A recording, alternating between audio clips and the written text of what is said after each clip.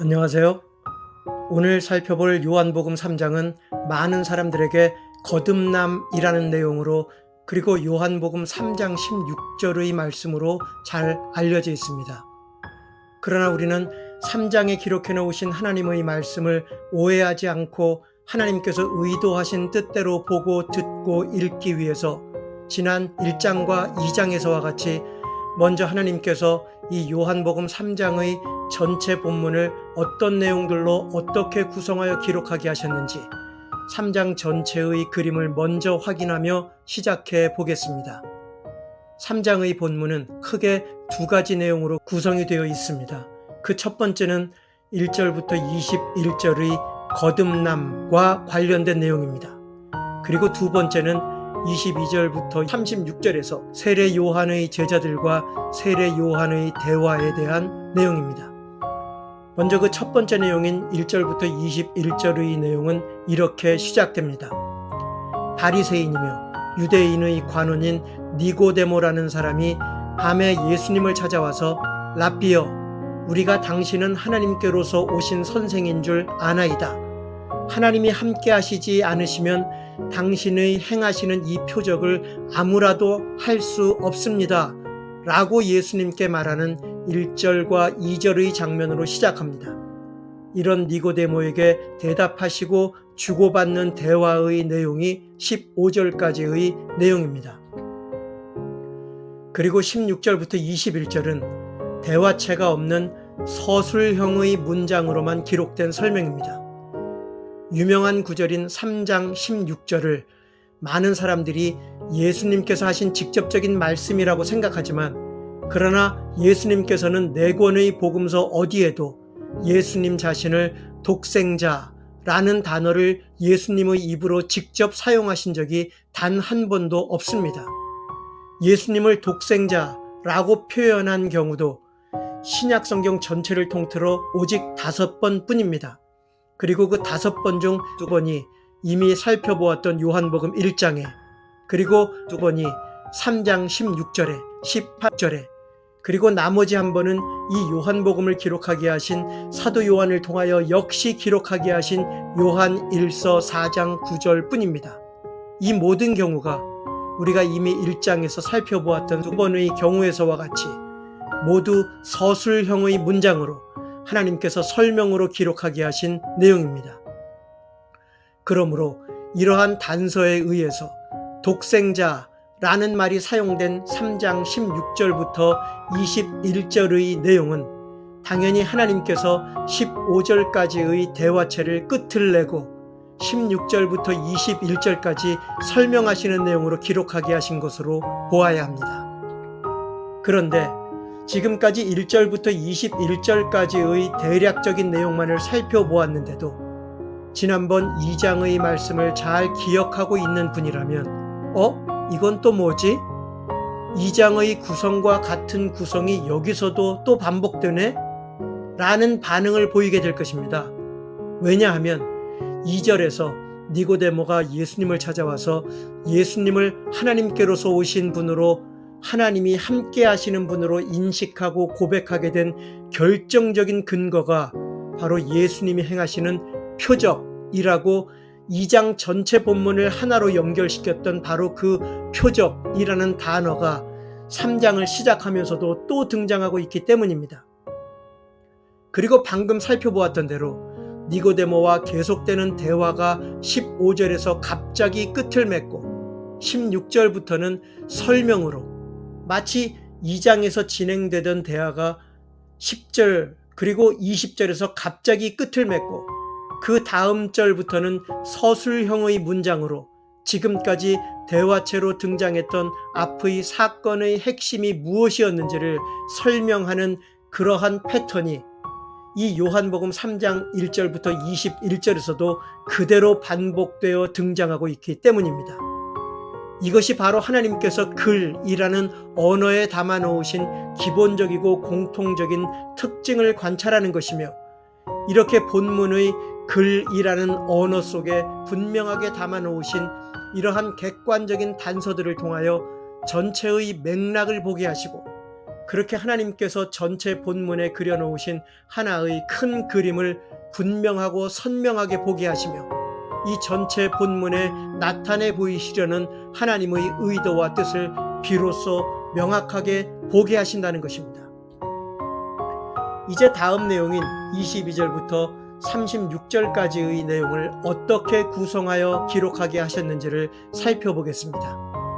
22절은 예수님이 제자들과 함께 유대 땅으로 가서 거기 머무시며 세례를 주셨다는 내용으로 시작합니다. 그리고 세례 요한도 물이 많은 에논이라는 곳에서 세례를 주었는데 세례 요한의 제자 중 몇이 한 명의 유대인과 변론을 하고는 세례 요한에게 와서 말을 시작하는 내용이 23절부터 26절의 내용입니다. 26절에서 무엇이라고 세례 요한에게 말합니까? 세례 요한이 증거했던 그분, 즉 예수님이란 분이 세례를 주니까 사람들이 다 그에게로 간다는 말이었습니다. 그러자 그들에게 대답하는 세례 요한의 대답이 27절에서 시작하여 30절까지 진행되고 31절부터 36절은 계속 이어지는 세례 요한의 설명인지 아니면 30절에서 대화체가 끝이 나고 역시 하나님께서 설명으로 하시는 내용인지 명확하게 구분하기 어려운 내용으로, 그러나 분명히 27절부터 30절에 계속 이어지는 내용으로 이렇게 요한복음 3장이 구성되어 기록되어 있습니다. 이제 이렇게 구성된 첫 번째 내용인 1절부터 21절의 본문을 좀 더 관찰해 보겠습니다. 이미 살펴보았던 대로 1절부터 21절의 내용 중 대화체로 기록된 내용이 15절에서 끝을 맺고 16절부터 하나님께서 설명으로 기록하게 하시며 1절부터 15절의 어떤 부분을 16절에서 설명하시려고 하신 것인지를 본문을 잘 관찰해 보아야 합니다.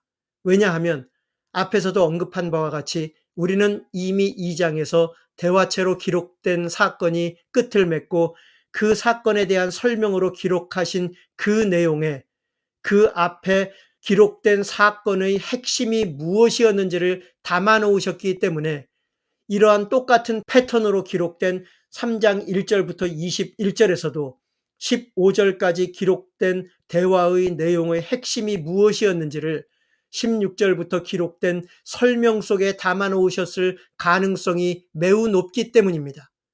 그래서 3장 16절에 설명된 내용을 그 앞의 1절부터 15절에서 찾아보면 정말 놀라운 단서를 발견하게 됩니다. 그것이 무엇입니까?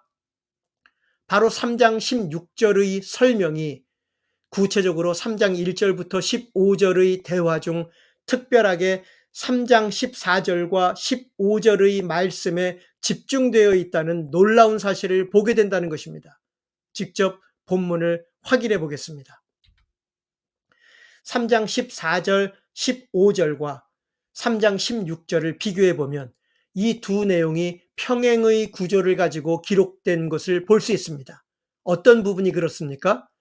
먼저 3장 15절의 내용과 3장 16절의 뒷부분의 내용이 16절의 멸망치 않고라는 내용만을 제외하고는 완벽하게 똑같은 내용의 말씀이 기록되었다는 사실입니다. 이 둘이 모두 앞에 어떤 내용이 먼저 등장하고 그리고 나서 앞의 문장과 연결하는 이는 이라는 똑같은 접속사로 시작할 뿐 아니라 이는 이라는 접속사에 이어지는 내용도 멸망치 않고라는 문구만 제외하고는 둘이 모두 똑같다는 놀라운 사실을 보게 된다는 것입니다. 이것을 통하여 우리가 무엇을 알 수 있습니까? 아하, 하나님께서 3장 1절부터 15절에 기록해 놓으신 이 말씀의 핵심이 어디에 있는 것인지를 이 3장 16절의 설명 속에 그 단서를 분명하게 기록해 놓으셨구나 라는 사실을 알게 된다는 것입니다. 이렇게 3장 15절과 3장 16절 뒷부분의 내용이 이렇게 똑같다는 사실을 확인했으니 그 다음에 관찰해야 할 중요한 내용이 무엇이겠습니까? 바로 이는 이라는 접속사 앞에 있는 3장 14절과 16절의 내용을 비교해 보아야 한다는 것입니다. 이것이 왜 중요합니까? 이는 이라는 똑같은 접속사에 이어 똑같은 내용으로 기록된 3장 15절과 3장 16절의 문장은 이는 이라는 접속사 앞에 이미 등장했던 각각의 내용이 결국 같은 것을 말하고 있다는 아주 중요한 사실을 전제하고 있기 때문입니다. 즉, 이는 이라는 접속사 앞에 등장했던 3장 14절과 3장 16절에서 이는 이라는 접속사 앞에 등장했던 내용이 같은 것을 말하고 있다는 아주 중요한 사실입니다. 그러니까 3장 16절에서 이는 이라는 접속사 앞에 등장하는 하나님이 세상을 이처럼 사랑하사 독생자를 주셨으니 라는 설명이 역시 똑같은 이는 이라는 15절의 접속사 앞에 기록된 14절의 말씀인 모세가 광야에서 뱀을 든 것 같이 인자도 들려야만 하리니 라는 이 내용과 같은 것을 말씀하신 것이었다는 아주 중요한 사실을 알게 된다는 것입니다. 즉 3장 16절에서 하나님이 세상을 이처럼 사랑하사 독생자를 주셨으니 라는 설명은 이 내용과 평행의 구조에 놓여진 14절의 모세가 광야에서 불뱀에 물려 하나님의 심판을 받아 멸망해 가는 사람들을 살리기 위해 하나님의 명대로 놋으로 만들어 장대에 달아 올렸던 그 뱀처럼 그렇게 반드시 들려져야만 하는 그 인자, 즉 구약의 다니엘서 7장에서 다니엘이 환상 가운데 보았던 바로 그 사람의 아들 같으니 하나님께서 모든 권세와 나라와 영광을 받고 때가 되면 그 권세로 세상을 심판하실 바로 그 메시아인 그 사람의 아들 같으니 바로 그 인자를 하나님이 이렇게 자신들의 죄로 인해 하나님의 심판을 받아 멸망해가는 이 세상을 구하시기 위해 이렇게 하나님의 아들을 뱀처럼 나무에 반드시 달려 죽게 하시기 위해 이 세상에 내어 주셨다는 것, 바로 이러한 3장 14절의 말씀을 하나님이 세상을 이처럼 사랑하사 독생자를 주셨으니 라는 말로 3장 16절에서 설명하신 것이었다는 놀라운 사실입니다.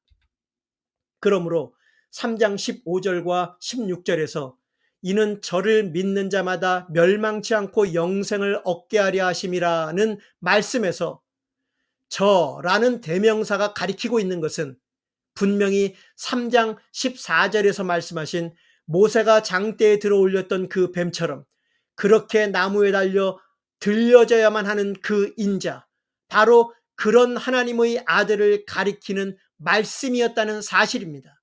우리가 저를 믿음으로 멸망치 않고 영생을 얻게 하시기 위해 믿어야 하는 저는 어떤 저이어야 하는지를 하나님께서 분명하게 기록하게 하셨다는 것입니다. 어떠한 저를 믿는 자가, 어떠한 예수를 믿는 자가 멸망치 않고 영생을 얻게 하신다고 분명하게 말씀하신 것입니까? 그냥 단순히 믿기만 하면 구원을 주시는 예수, 혹은 믿으면 복을 주시는 예수, 열심히 기도하고 헌신하면 구원을 주시는 예수, 이런 예수를 말씀하신 것이 아니었다는 것입니다. 어떤 예수, 어떤 저를 믿는 자가 멸망치 않고 영생을 얻게 하신다고 분명하게 말씀하셨습니까?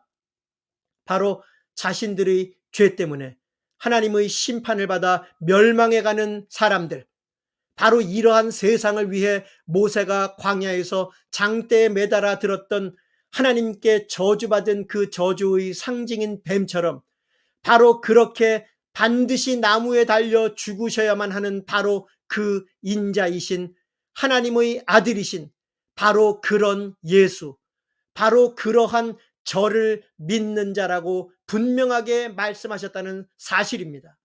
바로 이러한 예수, 이러한 하나님의 아들을 믿는 자가 자신의 죄로 인해 하나님의 심판을 받아 멸망을 향해 가는 그런 멸망에서 벗어나 영생을 얻게 하신다는 말씀이 바로 요한복음 3장 16절의 설명을 통하여 말씀하시는 하나님의 말씀이라는 것입니다.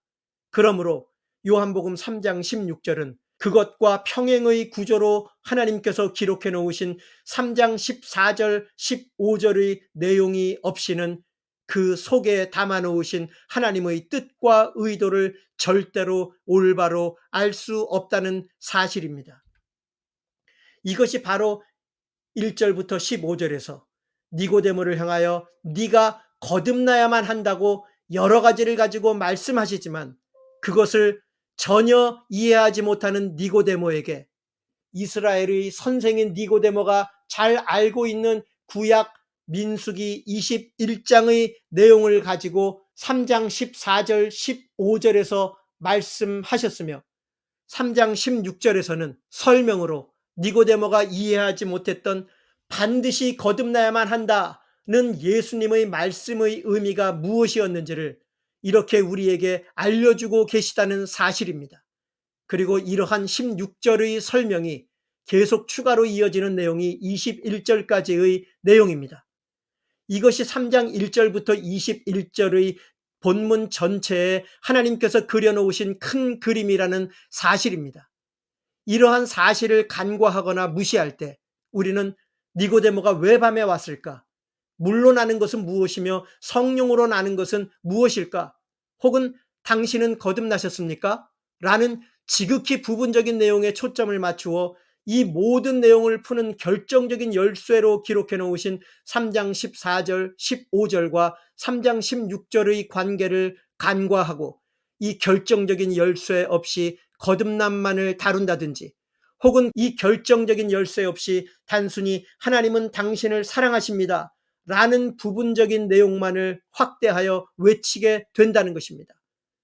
우리 인간의 죄와 그 죄로 인한 하나님의 심판이 무엇인지, 그러한 심판으로 멸망을 향해 가는 이 세상에 대한 내용은 빠지거나 아주 짧은 분량으로만 다루어지고, 이러한 죄와 심판과 멸망으로부터 우리를 구하시기 위해 하나님의 아들을, 다니엘서 7장에 예언된 그 인자이신 예수님을 모세가 광야에서 장대에 매달아 들었던 저주의 상징인 뱀처럼 하나님의 아들인 예수님이 그렇게 나무에 달려 저주받아 죽는 죽음을 반드시 죽으셔야만 하는 바로 이러한 하나님의 아들을 세상에 주신 것이었다는 이러한 중요한 내용은 쏙 빠져버린, 아니면 그냥 모두가 이미 당연히 알고 있는 기본적인 사실로 간주해버리고 그래서 한두 마디의 짧은 설명으로만 언급하고 지나가면서 그저 하나님은 우리를 너무도 사랑하십니다 라는 듣기 편하고 좋은 달콤한 말로만 외치는 것은 그야말로 안고 없는 찐빵과 같은, 속빈 강정과 같은, 정말 하나님께서 본문을 통하여 나타내시며 강조하시며 말씀하시려는 하나님의 중요한 의도와 뜻은 쏙 빠져버린 껍데기에 불과한 외침일 뿐이라는 사실입니다. 이제 두 번째 내용인 22절부터 36절의 내용을 보면서 우리가 본문에서 관찰해 보아야 하는 것은 1절부터 21절의 내용과 전혀 다른 별개의 내용으로 보이는 이 22절부터 36절의 내용이 우리가 1장과 2장에서도 확인해 보았듯이 이 22절부터 36절의 본문도 역시 3장 1절부터 21절의 본문과 연결된 하나의 본문으로 기록하게 하셨는지 아닌지를 본문 속에서 확인해 보아야 한다는 것입니다. 그런데 세례 요한이 나라고 분명하게 말하는 대화체의 마지막 내용인 30절까지의 내용과 31절부터 이어지는 내용이 대화체인지 아니면 대화체가 끝이 나고 설명으로 기록하신 내용인지 구분하기 어려운 31절부터 36절에서 우리가 이 22절부터 36절의 내용이 1절부터 21절의 내용과 한 본문으로 이어지는 내용으로 기록하게 하셨다는 아주 중요한 단서를 발견할 수 있습니다. 어떠한 단서입니까? 30절까지 세례 요한의 제자들이 세례 요한에게 사람들이 세례를 받으러 예수님에게로 다 간다는 말을 듣고 세례 요한은 자신의 역할이 그의 앞에 보내심을 받은 자, 신랑의 음성을 듣는 친구라고, 그래서 크게 기뻐한다고 말하며 그는 흥하여야 하고 나는 쇠하여야 하리라고 말하는 내용에 이어 31절부터도 역시 이 예수님을 위로부터 하늘로서 오시는 이, 만물 위에 계시는 이, 보고 들은 것을 증거하시는 이, 하나님이 보내신 이, 하나님의 말씀을 하시는 이, 하나님이 성령을 한량없이 부어주시는 이, 아버지께서 사랑하사 만물을 다 그의 손에 주신 아들이라고 35절까지 계속 설명합니다. 그리고 놀랍게도 마지막 절인 36절에서 아주 중요한 단서를 기록해 놓으신 것을 볼 수 있습니다. 그것이 무엇입니까? 바로 3장 1절부터 15절의 대화 내용 중 마지막 내용인 15절과 이어서 설명을 시작하신 16절부터 18절에서 등장했던 아주 중요한 용어들이 놀랍게도 36절에 다시 집중하여 등장한다는 사실입니다. 직접 본문을 확인해 보겠습니다.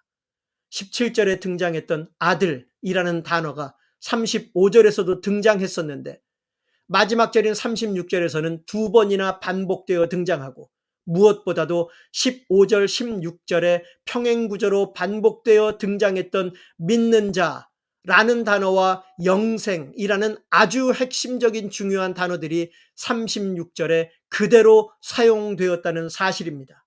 이러한 단서는 이 22절부터 36절의 내용이 1절부터 21절의 내용과 이러한 중요한 핵심 단어들로 긴밀하게 서로 하나로 연결되어 3장 전체에서 하나님께서 나타내 보이시는 큰 하나의 그림을, 본문 전체의 맥락을, 전체 본문에서 나타내 보이시려는 하나님의 의도와 뜻을 파악하게 하는 아주 중요한 단서가 된다는 사실입니다.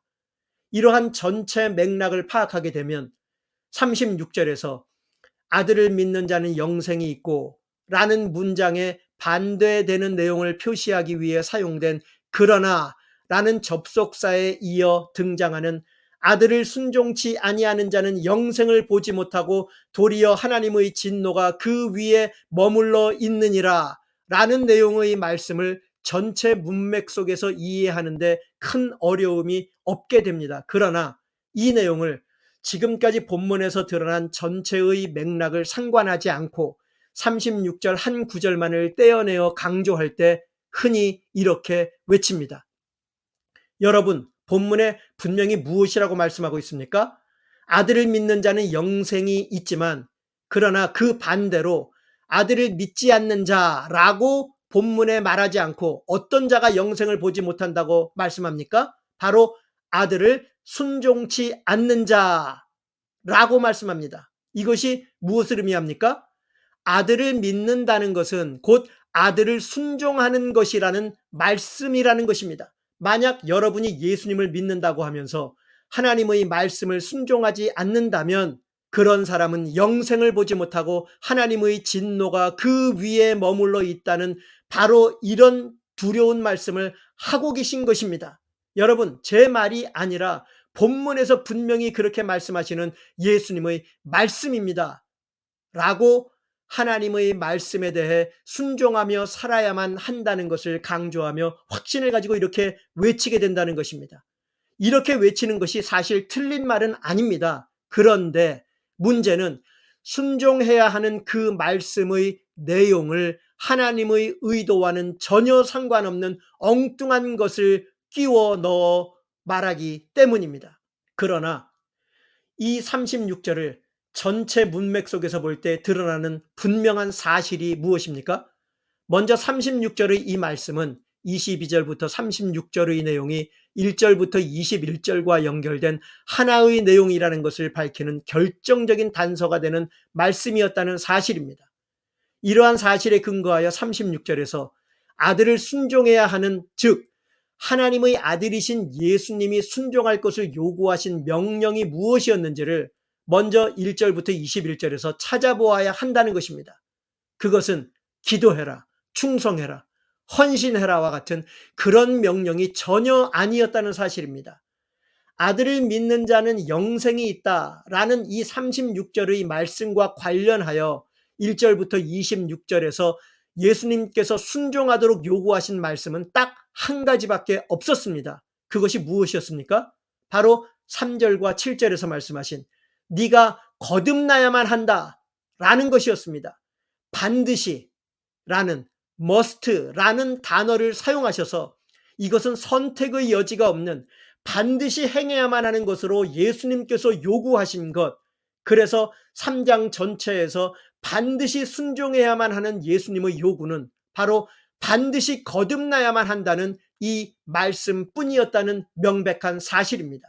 그리고 그것을 이해하지 못하는 니고데모에게 14절과 15절에서 구약 신명기 21장의 사건을 가지고 설명해 주셨고, 그리고 16절부터 21절에서는 그 14절 15절과 평행이 되는 16절의 내용을 시작으로 1절부터 21절의 내용을 통해서 하나님께서 우리에게 나타내 보이시려는 그 핵심과 뜻이 어디에 있는 것인지를 분명하게 말씀하셨습니다. 그러므로 이러한 분명한 문맥 속에서 보면 36절의 아들을 순종치 아니하는 자, 그래서 영생을 보지 못하고 하나님의 진노가 그 위에 머물러 있는 자는 명백하게 3장 1절부터 21절에서 말씀하신 반드시 거듭나야만 한다는 그 말씀에 순종치 아니하는 자를 가리키는 것이며, 특별히 3장 14절부터 16절에서 평행의 구절을 통해서 거듭나야만 하는 것이 구체적으로 무엇을 의미하신 것인지를 분명하게 나타내 보이신 바로 그러한 인자이신 하나님의 아들을 믿지 않는 자, 그래서 거듭나지 못하는 자, 그래서 자신의 죄 가운데서 하나님의 심판과 멸망 속에 그대로 놓여진 자, 그래서 영생을 얻지 못하고 영생을 보지 못하는 바로 그런 자를 분명하게 가리키는 말씀이라는 명백한 사실입니다. 여러분, 이 요한복음 3장의 본문 속에 하나님께서 글이라는 언어의 특징을 가지고 분명하게 나타내 보이신 단서들과 그것들을 통하여 어떠한 전체의 맥락을 가지고 전체 본문 속에 하나의 큰 그림을 우리에게 나타내 보이시는지 분명하게 보셨습니까? 그래서 하나님께서 이 요한복음 3장 전체에 기록하게 하신 전체 본문을 통하여 우리에게 분명하게 나타내 보이시며 강조하시려는 말씀이 무엇인지 그 하나님의 의도와 뜻을 분명하게 보셨습니까? 이 어마어마한 요한복음 3장에 기록해 놓으신 하나님의 말씀 전체를 감히 이 30분이 채 안 되는 이 부족한 영상을 통해 한 번에 다 파악하여 아는 것이 쉽지 않겠지만, 그러나 이 요한복음 3장을 하나님께서 본문에 기록해 놓으신 그 말씀 그대로 보고 듣고 읽는 것이 구체적으로 어떻게 보고 듣고 읽어야 하나님께서 기록해 놓으신 그 말씀 그대로 보고 듣고 읽을 수 있는 것인지, 그래서 하나님께서 성령의 감동으로 본문에 기록해 놓으신 하나님의 의도와 뜻을 오해와 왜곡 없이 올바르게 보고 듣고 읽을 수 있는 것인지, 이 보잘것없는 영상이 여러분에게 조금이라도 안내와 도움이 될 수 있기를 진심으로 바라고 기도드리며, 여러분 모두가 3장 14절에 분명하게 기록해 놓으신 모세가 광야에서 들었던 바로 그 뱀처럼 반드시 그렇게 들려져야만 하는 바로 그 인자이신 바로 그러한 하나님의 아들을 믿는 믿음으로 여러분 모두가 반드시 거듭나는 자로, 그래서 우리의 죄로 인한 심판으로 멸망치 않고 영생을 얻는, 그래서 이렇게 반드시 거듭난 자로서 그 영생을 함께 볼 수 있게 되는 저와 여러분이 될 수 있기를 진심으로 기도드리며 이 영상을 마치겠습니다. 지금까지 온리 바이블 오직 성경이었습니다.